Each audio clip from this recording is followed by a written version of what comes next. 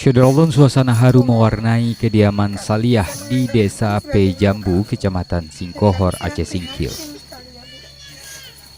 Saliah yang sejak belasan tahun silam hidup sebatang kara mendapat kunjungan Ketua Tim Penggerak PKK Aceh Singkil, Atmah Dul Musrid.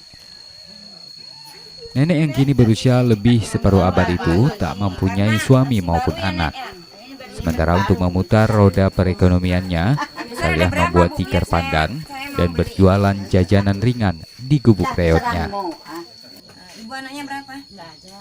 Di balik kesendiriannya Syederolun, istana milik Saliah ternyata juga tidak mendapat akses listrik. Saliah mengaku menahan diri untuk tidak menjadi konsumen PLN agar dapat menabung berangkat haji yang dijadwalkan akan berlangsung 2 tahun lagi. Pakai lampu.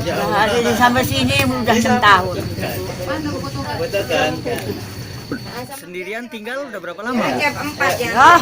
Nggak lagi dikira lagi, udah meninggal suami saya. Udah lama ya, Bu ya. Sementara itu, Atmah Dul Musrid ikut menyerahkan sejumlah bantuan kebutuhan pokok, uang tunai dan bantuan biaya pemasangan listrik, serta tak lupa membeli tikar pandan buatan Saliah.